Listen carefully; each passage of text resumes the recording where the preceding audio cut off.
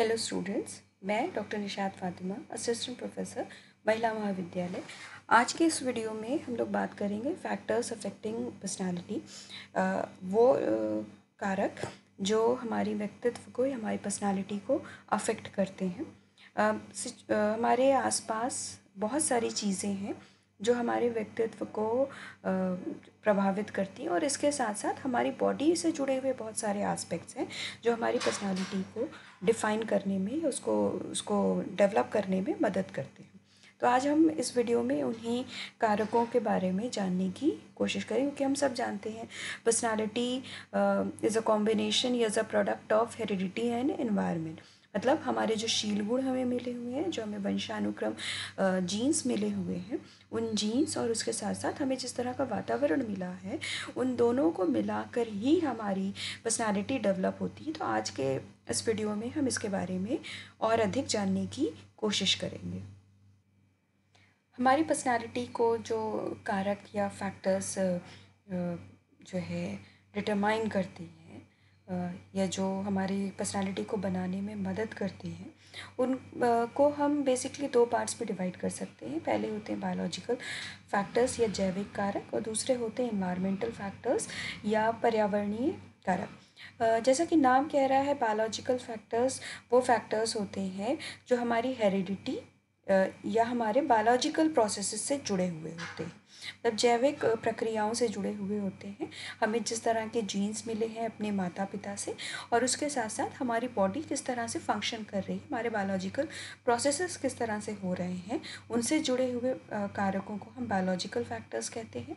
इसके अलावा दूसरे जो आते हैं एनवायरमेंटल फैक्टर्स या पर्यावरणीय कारक होते हैं, जो कि बच्चे के जन्म के बाद उसको जिस तरह के इन्वायरमेंट मिलता है, जिस तरह का वातावरण उसे मिलता है, उस वातावरण की उपज होता है बच्चा, और वो सारे कारक जो पर्यावरण से जुड़े हुए हैं वो इसके अंदर स्टडी किए जाते हैं। सबसे पहले हम लोग बात करेंगे बायोलॉजिकल फैक्टर्स की, जैविक कारकों की। जैविक कारकों को भी अगर हम आगे डिफ़ाइन करें तो हम इनको 3 भागों में विभाजित कर सकते हैं। पहला होता है फिजिक एंड फिजिकल हेल्थ, हमारा शरीर संरचना तथा शारीरिक स्वास्थ्य किस तरह का है, वो फैक्टर्स इससे जुड़े हुए हो जाएंगे। दूसरा होता है body chemistry and the endocrine glands, जिसको हम शरीर रसायन व अंतःस्रावी ग्रंथियाँ से जुड़े हुए फैक्टर्स इसमें आएंगे। तीसरा आता है नर्वस सिस्टम या स्नायु तंत्र। ये तीनों मिलाकर ही बायोलॉजिकल फैक्टर्स को बनाते हैं। अब इनको आगे एक एक डीप में देखेंगे। सबसे पहले बात करेंगे फिजिक एंड फिजिकल हेल्थ की। हमारे शरीर संरचना तथा शारीरिक स्वास्थ्य किस तरह का है, उस पर बात करेंगे। सबसे पहले चीज़ जो आती है, जो हमें अपने माता पिता से मिलती है, वो होता है हमारी बॉडी स्ट्रक्चर, कि हमारा बॉडी स्ट्रक्चर किस तरह का होगा, हमारी शरीर संरचना किस तरह की होगी, हमारा हाइट कैसी होगी, हमारा फिज़िक कैसा होगा, हमारा कलर कैसा होगा बॉडी का, हमारा वेट कितना होगा। ये सारे बहुत सारे फैक्टर्स हैं जो हमारे जीन्स के थ्रू हमें अपने माँ बाप से हमारे तक ट्रांसमिट होते हैं। इसके अलावा जो दूसरी चीज़ हमें जीन से मिलती है अपने माँ बाप से, वो होती है हमारी इंटेलिजेंस। तो जो फिज़िक जो है हमारी, वो फिज़िक और फिज़िकल हेल्थ ये बहुत बड़ा रोल प्ले करती है हमारे मेंटल डेवलपमेंट में, मानसिक विकास में। और मानसिक विकास जो ही से पे ही हमारी डेवलपमेंट पर्सनालिटी का डिपेंड करता है। देखा ये जाता है कि जिन बच्चों का फिज़िक अच्छा हो, फिज़िकल हेल्थ अच्छी हो, बच्चे स्वस्थ हों, अच्छी कद काठी है, रंग रूप है, इसके अलावा किसी तरह की कोई बीमारी नहीं है, मोस्ट ऑफ द टाइम अगर देखा जाता है कि सोसाइटी में ऐसे बच्चों को, ऐसे लोगों को लोग अप्रिशिएट करते हैं, उनको उनको प्रेज़ करते हैं, उनकी तारीफ़ करते हैं। और ये तारीफ़ कहीं ना कहीं सेल्फ़ कॉन्फिडेंस में बच्चे की मदद करती है। बच्चे को सेल्फ़ कॉन्फिडेंस होता है तो वो ज़्यादा सामाजिक या सोशल होने की कोशिश करता है, लोगों के साथ उठना बैठना पसंद करता है। फीलिंग ऑफ सुपियोरिटी उसके अंदर आती है कि हाँ वो कुछ कर सकता है, उसके अंदर ये कि हाँ मैं हूँ, मेरी एग्जिस्टेंस है और मैं कुछ अच्छा कर सकता हूँ। इसके अपोजिट अगर देखें, जो बच्चे रंग रूप में किसी तरह से कुछ कम हैं, जो जीन्स उनको मिले हुए हैं उसमें कहीं ना कहीं कोई ना कोई प्रॉब्लम है या किसी तरह की फ़िज़िकल हेल्थ में प्रॉब्लम है बच्चे के, तो ऐसे में ये देखा गया है कि ज़्यादातर ऐसे बच्चों को, ऐसे लोगों को लोग अवॉइड करने की कोशिश करते हैं, और ये अवॉइडेंस ही कहीं ना कहीं बच्चे के अंदर इन्फियोरिटी फीलिंग डेवलप करती है। इन्फियोरिटी होने की वजह से बच्चे में अंदर इमोशनल स्टेबिलिटी नहीं होती, वो समाज से दूर रहने की कोशिश करता है, अपने आप को अलग रखने की कोशिश करता है। तो जैसा हमारा फिज़िक होता है और जैसी हमारी फ़िज़िकल हेल्थ होती है, उसका बहुत बड़ा इम्पैक्ट हमारे जो है मेंटल हेल्थ पर, हमारे मानसिक विकास पर होता है। हम अगर फ़िज़िकल हेल्थ हमारी अच्छी है और फिज़िक हमारा अच्छा है तो मेंटल डेवलपमेंट ज़्यादा अच्छा होता है, क्योंकि हम एट ईज़ होते हैं, हमारे अंदर एक कॉन्फिडेंस होता है। और वही अगर इसके ऑपोजिट में देखें तो वहाँ पर हम एक टेंस्ड सिचुएशन में होते हैं, मेंटल डेवलपमेंट में कहीं ना कहीं प्रॉब्लम आती है, मानसिक अस्थिरता आती है, जिसका पूरा इम्पैक्ट हमारी डेवलपमेंट, पर्सनालिटी के डेवलपमेंट में पड़ता है। दूसरा बायोलॉजिकल फैक्टर जो है वो है body chemistry and the endocrine glands. Body chemistry का मतलब हो जाएगा आपका शरीर रसायन एवं अंतःस्रावी ग्रंथियाँ।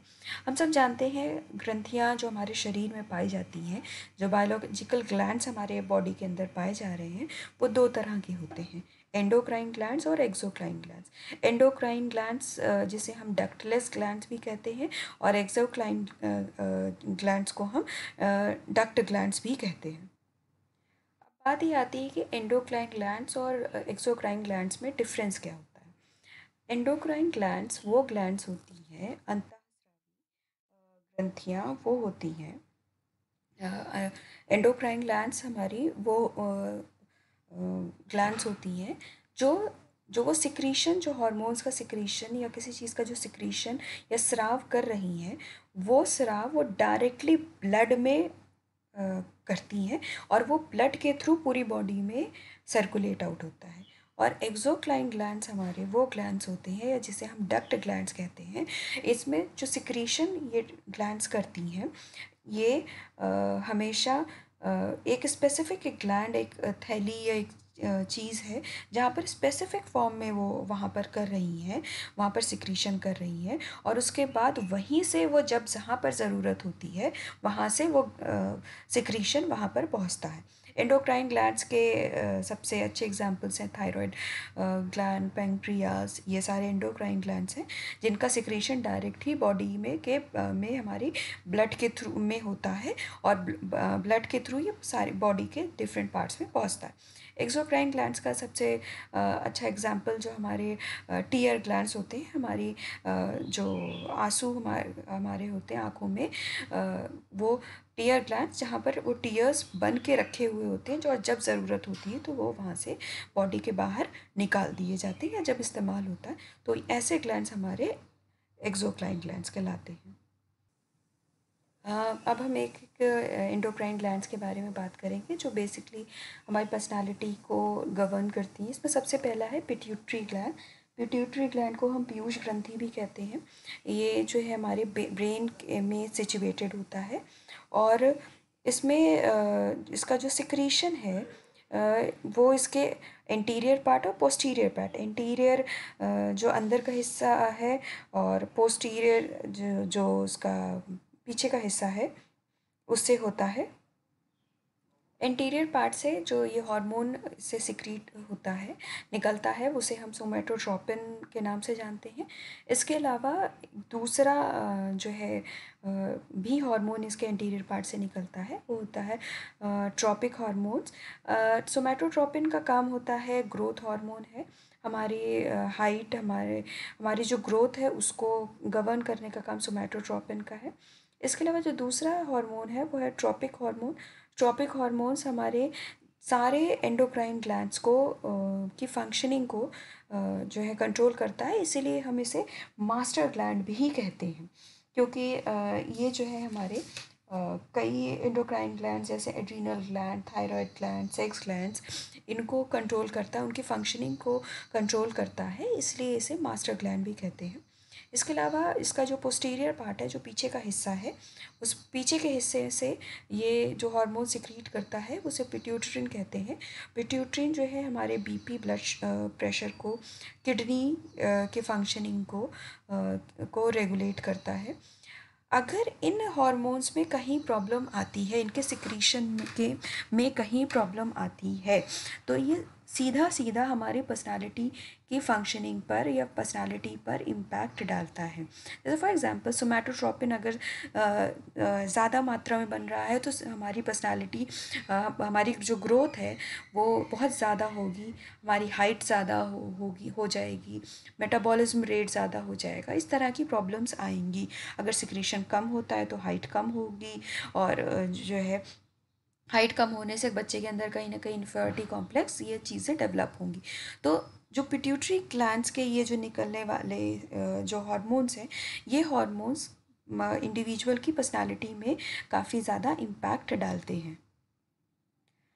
अगला जो ग्लैंड है वो है एड्रीनल ग्लैंड। एड्रीनल ग्लैंड जो है हमारी किडनीज़ के पे सिचुएटेड होता है। एड्रीनल ग्लैंड में के भी दो हिस्से होते हैं, आउटर पार्ट और को हम एड्रीनल कॉर्टेक्स कहते हैं, और जो इनर पार्ट है, जो अंदर का हिस्सा है, उसे हम एड्रीनल मेडुला कहते हैं। सबसे पहले बात करेंगे एड्रीनल कॉर्टेक्स की, जो हमारे जो है एड्रीनल ग्लैंड के आउटर पार्ट को कहा जाता है। इससे जो हार्मोन निकलता है उसे हम कॉर्टिन हार्मोन कहते हैं।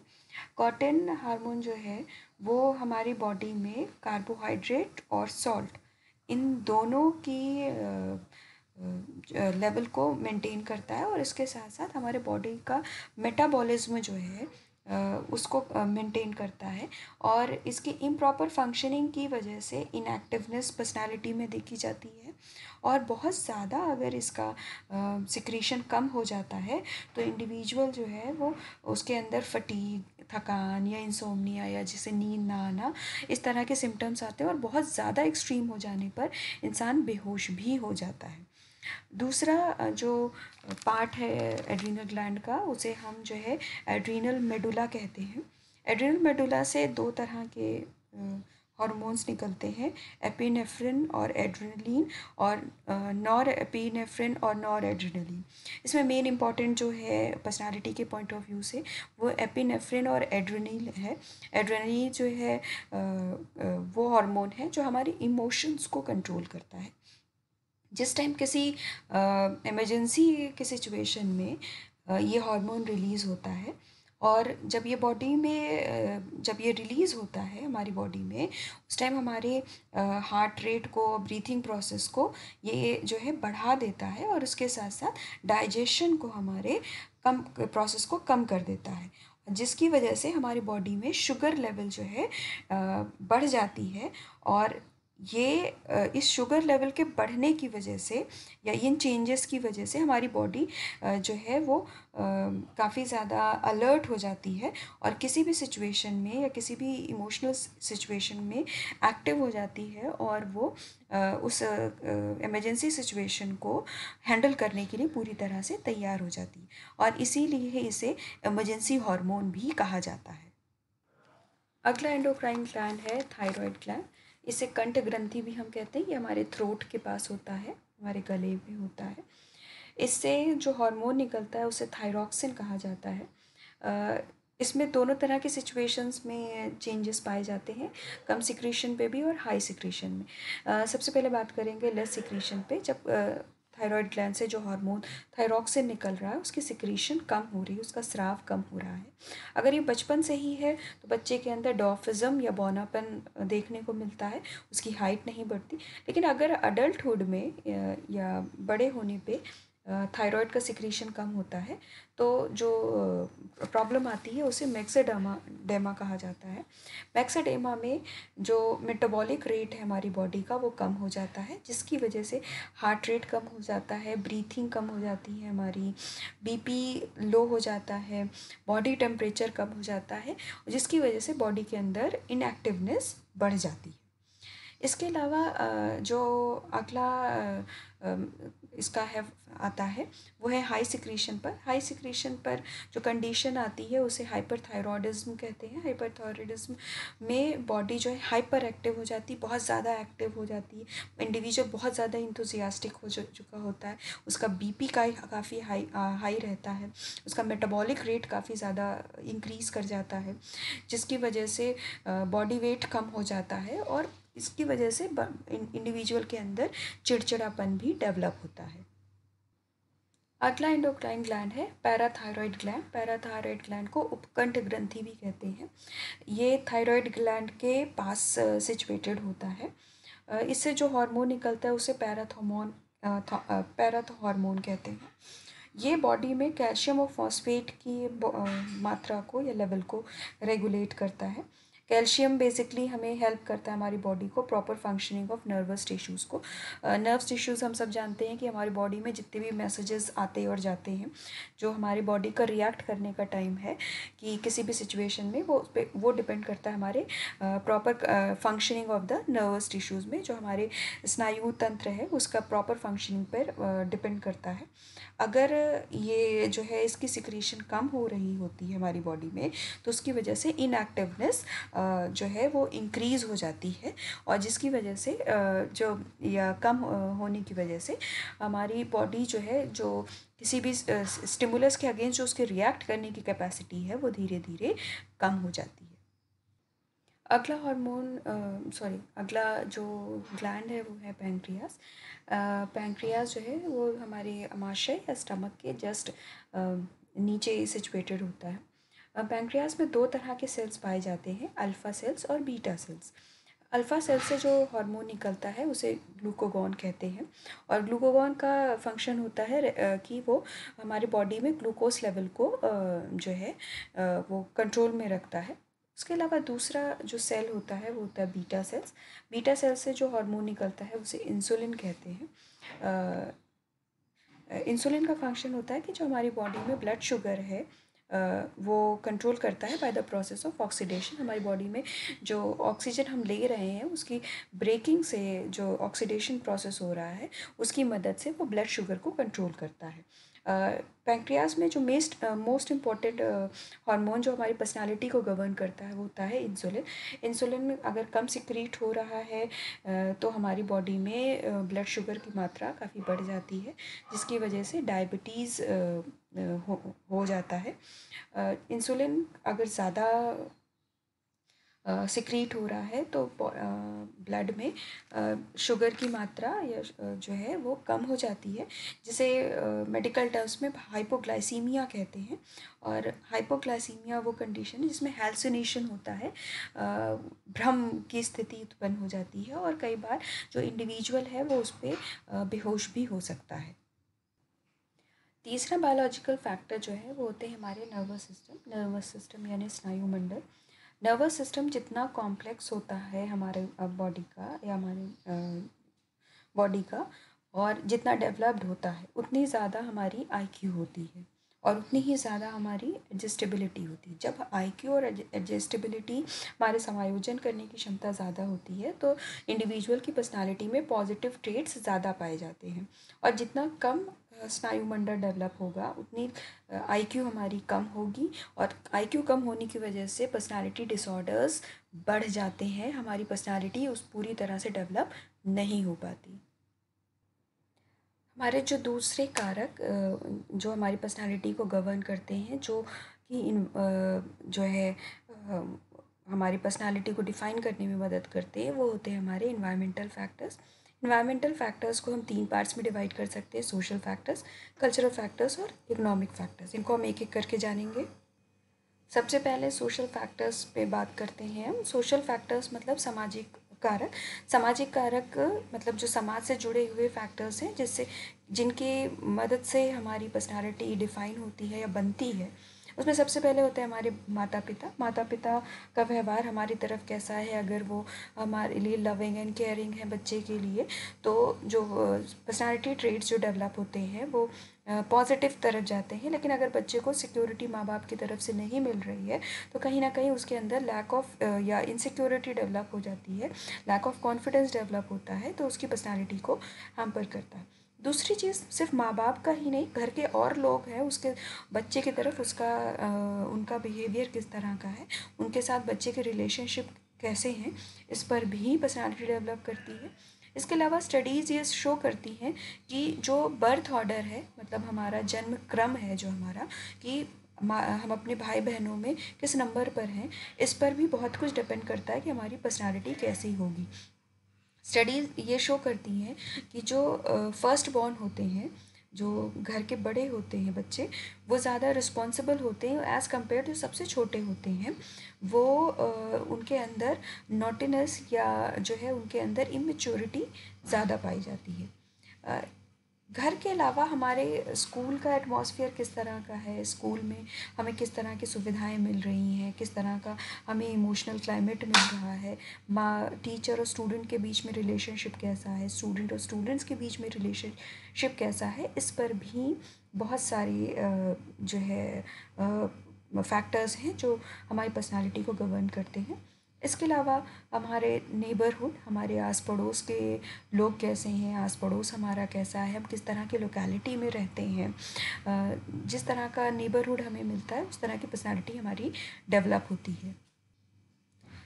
इसके अलावा जो सोशल फैक्टर एक और इम्पोर्टेंस रखता है वो होता है सोशल एक्सेप्टेंस। बच्चे को समाज कितना स्वीकार कर रहा है, अगर वो उसे एक्सेप्ट कर रहा है, उसे मान रहा है, उसकी पर्सनालिटी को, उसकी इंडिविजुअलिटी को मान रहा है, तो बच्चे में डेवलपमेंट के चांसेस बढ़ जाते हैं, उसकी पर्सनालिटी एक पॉजिटिव तरफ जाती है। लेकिन अगर उसे सोशल एक्सेप्टेंस नहीं मिल रही है, उसको तिरस्कार या लोग उसे मान नहीं रहे हैं, उसको निगलेक्ट कर रहे हैं, तो उसकी पर्सनालिटी कहीं ना कहीं नेगेटिव तरफ जाती है। ये कुछ फैक्टर्स थे जो हमारे सोशल फैक्टर्स के अंदर आते हैं। अगला फैक्टर जो होता है वो हमारा कल्चरल फैक्टर्स होता है, हमारा सांस्कृतिक घटक होते हैं हमारे, या कारक होते हैं। कल्चर हमारे हमेशा जो हमारी पर्सनालिटी का मिरर होता है, वो हम हमारी पर्सनालिटी कैसी है ये हमारे कल्चर के थ्रू रिप्रेजेंट करती है। हर कल्चर के इंडिविजुअल में अलग तरह के ट्रेड्स पाए जाते हैं, अलग तरह की सिचुएशंस पाई जाती हैं। हम उन फैक्टर्स की बेसिस पर, हम उन कल्चरल बेसिस पर हम किसी भी इंडिविजुअल को डिफ़ाइन कर सकते हैं। किसी भी कल्चर में जिस तरह के ट्रेड्स को प्रधानता दी जाती है या इम्पोर्टेंस दी जाती है, उस तरह के ट्रेड्स उस इंडिविजुअल के अंदर डेवलप होते हैं। लास्ट इन्वायरमेंटल फैक्टर हमारा है वो इकोनॉमिक फैक्टर या आर्थिक कारक। आर्थिक कारक भी बहुत बड़ा रोल प्ले करता है किसी भी इंडिविजुअल की पर्सनालिटी को डिफ़ाइन करने में।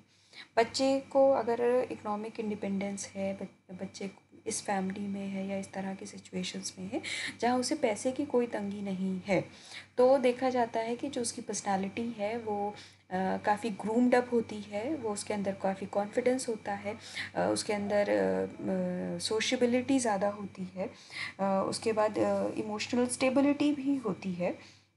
लेकिन अगर बच्चे के अंदर या बच्चे की परिस्थितियाँ इस तरह की हैं कि उसे इकोनॉमिक हर्डल्स का सामना करना पड़ रहा है, आर्थिक तंगी का सामना करना पड़ रहा है, तो बच्चे के अंदर कहीं ना कहीं इन्फीरियरिटी कॉम्प्लेक्स डेवलप हो जाता है, शाइनेस डेवलप हो जाती है, सोशल इनिशिएशन कम हो जाता है, मतलब सामाजिक अगुवाई करना वो कम करता है, लोगों से दूर रहने की कोशिश करता है।